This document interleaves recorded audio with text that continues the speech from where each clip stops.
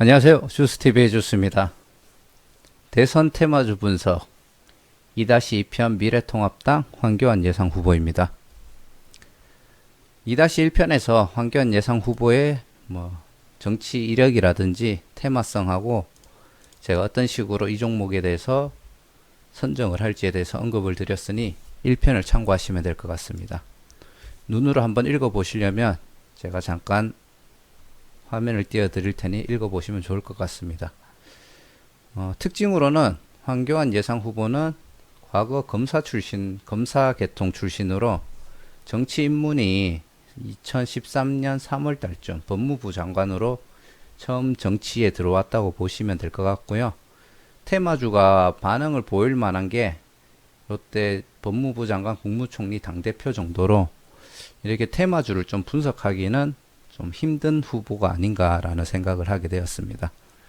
테마성으로는 이런 내용들이 있으니까 한번 참고하시고요. 자, 지금부터 본론으로 들어가겠습니다. 이제 대표이사나 회장, 전 회장, 전 대표이사 그런 이제 테마성을 가진 높은 확률로 테마가 죽지 않을 것 같은 종목들 먼저 설명해 드리도록 하겠습니다. 물론 테마가 죽지 않을 것 같다는 거지 여기에 있는 테마들이 연관성이 있는지는 알 수 없는 겁니다. 그래서 테마성이 연관이 없다라고 판단되는 종목들을 거의 다 쳐낼 건데 지금 말씀드릴 종목들은 거의 다 연관이 없더라고요. 한번 보도록 하겠습니다. 삼알미늄, 한남이 회장 경기고 동문, 호재전의 상승이 짧게 있었으나 연관성은 점점점. 자, 보시면은 호재전 전후로 해서 차트가 요때 살짝 반등 나오긴 했죠. 하지만 큰 움직임은 아니었고 당대표가 되기 전에도 급등이 나왔는데 사실 이거는 테마성으로 움직였다고 좀 판단이 안 돼서 저는 계속 크게 움직여서 이 종목은 빼도록 했습니다. 두 번째는 삼양화학. 이석준 회장이 성균관대 동문이랍니다. 거의 다 경기도 하면 성균관대하고 연관이 있더라고요. 차트가 전혀 무관하게 흘러내립니다. 자, 호재가 있는 게 요 세로선들인데 보시면은 그냥 쭉 흘러내리기만 하죠. 흘러내리던 게 직전에 이렇게 잠깐 횡보하면서 지지해 줬다고 그게 연관성이 있다고 말하기는 좀 안 맞는 것 같아요. 그래서 삼양화학도 지켜보지 않을 예정이고, 참고로 제가 이낙연 예상 후보 때도 얘기를 드렸지만 제 정치 성향과는 정치관하고는 전혀 상관이 없습니다. 저는 정치를 잘 모르고 크게 관심이 없는 사람이기 때문에 어느 후보를 더 좋은 쪽으로 얘기한다 이렇게 오해하시는 일은 없었으면 좋겠습니다. 세 번째, 성문전자 신동열 대표가 선동열 아닙니다. 신동열 대표가 성균관대 동문입니다. 국무총리 당선 후 급등이 있었으나 그 외에 크게 움직임이 없었다. 자, 요때가 국무총리 당선되었는데 한 세네 달 좀 직후부터 반응을 주더니 반등을 했죠. 근데 약간 반응을 좀 늦게 준 감이 없지 않아 있고 그 이외의 차트에서는 그냥 횡보만 하거나 오히려 흘러내렸죠. 그래서 크게 관계가 없다라고 판단하고 이 종목도 보지 않을 겁니다. 그리고 다음 종목은 세동. 윤정상 대표가 성균관대 동문이고 호재전에 미세하게 상승은 있었으나 연관성이 약하다. 제가 2-2편에서 보여드릴 종목 중에 연관성이 있는 종목이 크게 없어요.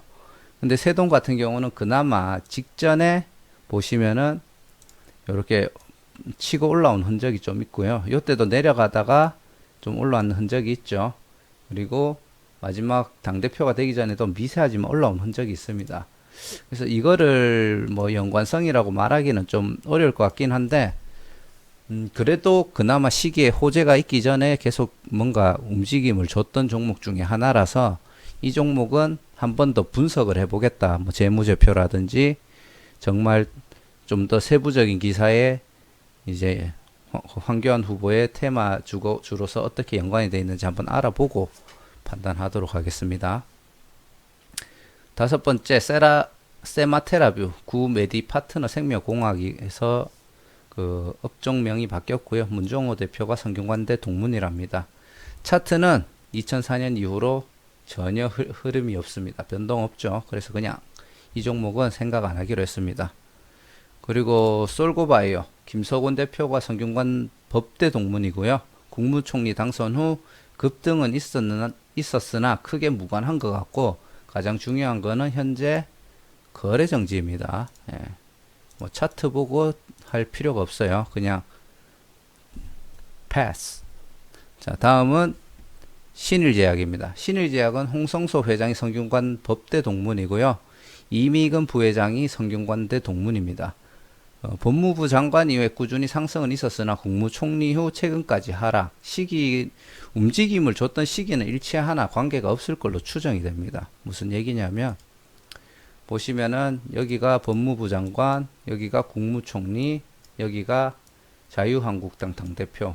요때쯤이 이제 미래통합당으로 당명이 바뀌었죠. 그래서 사실 이때는 당선이라기보다는 그냥 그대로 당대표가 넘어왔다라고 보면 되는데, 요때 보시면은 그 법무부 장관 되기 전부터 이렇게 상승을 했어요. 계속 상승을 했어요. 그러면은 이게 굉장히 연관성이 있을 것 같은데 국무총리가 된 다음부터는 그냥 쭉 흘러내렸습니다. 당대표가 되고 나서도. 그래서 이거는 거의 제가 봤을 때는 관계가 없지 않나. 요것만 보면은 되게 뭔가 크게 황교안 예상 후보 때문에 올라갔다고 볼 수가 있는데, 그 후에 횡보를 보면은 관계가 없을 것으로 판단이 되어서 처음에 좀 지켜볼 관심주로 넣었다가 그냥 빼버렸어요. 이건 아닌 것 같다 싶어서 빼버렸고요. 아세아텍 김신길 대표가 대구 기독CEO 클럽 전 회장입니다. 호재전에 움직임이 있었기 때문에 지켜봅니다. 아세아텍도 가만히 보면은 호재전에 움직임은 있었는데 약간 좀 작았어요. 그리고 호재 직후의 횡보도 그렇고, 그리고 이 종목 같은 경우 왜 했냐면은 이 종목 같은 경우 당대표가 되고 나서 급등이 나왔어요. 그리고 미래통합당으로 바뀌고 나서도 당대표가 유지되었을 때 급등이 나와서, 그래서 한번 지켜볼까 하고 지금 넣어놔 봤습니다. 사실 워낙 2-2편에 들어갈 만한 종목이 없어가 그나마 선택이 된 거라고 생각하시면 됩니다. 자, 우진프라임. 아래쪽이죠. 우진프라임. 김익환 대표가 성균관대 동문인데 차트 움직임이 전혀 관계가 없어요. 우진프라임 같은 경우 저희 거래처의 또 다른 거래처인데, 그래서 괜히 이름을 알고 있어가지고 기대해 봤는데 그냥 흘러가죠. 앞뒤로 흘러만 가죠. 다 흘러만 갑니다. 그래서 무관하다. 그래서 제외하기로 했고요. UIL. 호재전에 큰 움직임이 있었으나 당대표 이후에 횡보하여 무관할 것 같다. 이순영 대표가 성균관대 동문이고요. 정의모 사회이사 성균관대 동문이고, 박광우 사회이사가 사법고시 동문입니다. UIL. 자, 처음에는 좀 뭐가 있어 보였어요. 요때 전부터 올라갔고 당선 후에도 올라갔고 약간 조정은 있었지만 계속 올라갔죠. 근데 얘도 국무총리 되기 전부터 흘러내리더니 그냥 쭉 흘러내렸어요. 그리고 횡보하다 다시 한 번 더 올라가긴 했는데, 또 당대표가 되고 나서도 그냥 횡보만 합니다. 그러다가 최근에 좀 떨어지는 흔적인데, 요때는 좀 뭔가 강한 연관성이 있지 않나라고 약간 추측을 했는데, 뒤쪽을 봤을 때는 무관한 것 같아서 제외시켰습니다. 이구산업. 차트 움직임이 무관하다. 손인국 대표가 국일신동 최대주주고, 국일신동 김성경용 대표가 성균관대 동문이랍니다. 쉽게 말해서 손인국 대표가 그냥 국일신동의 최대주주기 때문에 손인국 대표가 있는 이구산업이 테마성으로 묶인 거예요. 참 꼴락하니까 참 꼬는 방법도 좀 많죠. 쉽게 말해서 국일신동이 테마성으로 묶여서 잘 될 것 같으니까 그 국일신동의 최대주주가 대표로 있는 이구산업도 잘 될 것이다. 그래서 테마로 이제 이렇게 누군가 엮은 것 같아요, 기사로. 근데 결론은 이구산업 전혀 관계없이 흘러갑니다. 요때도 그냥 횡보했는 거지 크게 뭐 연관이 있는 움직임은 아닌 것 같아요. 그래가 뺐습니다. 그리고 그 다음이 이루원. 호재전에 흘러내리기만 함. 이승구 대표가 경기고 동문이랍니다. 자, 호재전에 흘러내렸죠. 또 흘러내렸죠. 흘러내리기만 합니다. 그래서 관계없을 것 같다.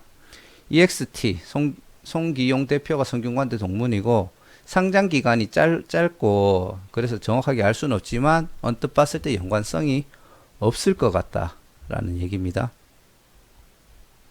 EXT 보시면은 자 2015년 10월 달에 상장이 됐고요. 당대표가 처음 되기 전에 한 2달 정도 상승이 좀 있기는 했는데 그 다음부터 흘러내려서 그냥 계속 내려가는 그런 느낌이거든요. 그래서 요걸 가지고 연관성이 있을까라고 생각을 해야 되나 싶기는 한데 볼 게 이거밖에 없잖아요. 그래서 이거 하나로 판단하기 좀 애매한 것 같아서 그냥 제외를 시켰습니다. 뭐 약간 지켜보실 분들은 한번 지켜보시는 것도 뭐 반대하지는 않겠습니다. 뭐 제가 뭐 반대하고 찬성하고 그럴 입장은 아니지만 뭐 여기에 의미를 두시려고 하면은 의미를 뭐 두시도록 하시면 될 것 같고 저는 일단 다른 종목을 차라리 더 보는 게 낫겠다고 판단했기 때문에 그냥 제외했습니다. 그 다음은 인터엠 조승구 전 대표가 성균관대 동문 전 대표가 성균관대 동문이고요. 호재 전에 전후의 차트 움직임이 거의 없다. 인터엠 한번 보시죠. 자, 여기 호재 후에 반등이 나오긴 했네요. 그리고 전후로 횡보를 했고요. 요때는 호재 전에 살짝 상승 후 하락을 했네요. 연관성을 있다고 얘기해야 되나 이거를? 좀 애매하기는 한데 막상 차트를 보니까 후에 반등이 있었고 근데 움직임이 워낙 잔잔한 편이고 연관성이라고 얘기하기는 좀 애매한 것 같아요. 이거는 뭐 여담인데 황교안 테마주들 중에 보면은 요때 당시에 차트가 움직였던 종목들이 좀 많아요. 이건 어쩔 수 없는 게 문재인 대통령이 당선된 직전후거든요. 그래서 아마 황교안 예상후보 테마주가 아니고 그냥 그 당시에 새누리당입니까? 그때 자유한국당이었습니까? 그 당에 대한 대통령이 나올 거다. 그때 당시 홍준표 후보가 아마 대통령 후보였을 건데 뭐 대통령이 될 것 같다라고 이렇게 기대감을 가지고 있다가 안 되니까 급락을 했는 게 아닌가. 그래서 꼭 따지자면은 황교안 예상 후보의 테마라기보다는 미래통합당 자체의 테마로 엮여 있을 수도 있을 거라는 그런 생각은 제가 한번 하기는 했어요. 근데 지금은 뭐 당 테마 이걸 떠나서 황교안 예상 후보의 테마니까 그냥 관계 없다라고 결론을 내렸습니다. 그리고 인포뱅크 박태영 대표가 경기고 동문이고요. 호재 전에 상승은 있었으나 너무 약하고 짧다. 자, 한번 보시죠. 호재 전에 그 전에 상승세가 있긴 있었는데 그 호재 이후에 계속 흘러내리는 흔적이 있었고요. 요때 보면은 이제 국무총리 되기 전에도 살짝 반등은 있었지만 좀 짧죠. 그리고 당대표가 될 때도 역시나 조금 짧았습니다. 뭐 연관이 조금 있다라고 얘기할 수는 있을 것 같은데 그렇게 강하게 임팩트 있게 다가오는 것 같진 않아요. 자, 그리고 사실상 전혀 안 볼 종목들입니다. 테마가 사라질 수 있는 종목 사외이사. 왜냐하면은 이전 영상에서도 한번 언급드렸지만 사외이사는 혹시나 감사, 고문 이런 테마성으로 엮여 있으면은 그 테마를 가지고 있는 사람이 퇴사해버리면 그냥 테마성이 날아가는 거예요. 내가 그 종목에 들어갔다가 갑자기 테마성이 사라지면은 주가가 뚝 떨어질 수도 있습니다. 그렇기 때문에 그런 위험이 있는 아무리 강한 테마성이고 차트 움직임이 좋았더라도 그런 위험성 있는 종목은 제가 매매는 안 할 거예요. 하지만 테마주로 엮여 있기 때문에 언급을 드리려고 말씀드리는 거예요. 사조오양 차트 움직임이 무관함. 박인철 사회이사가 대구기독 CEO 클럽 멤버랍니다. 사조오양 가볼게요. 뭐 호재 전에 그냥 흘러내렸죠. 횡보했죠. 그리고 흘러내렸죠. 그래서 관계가 없다.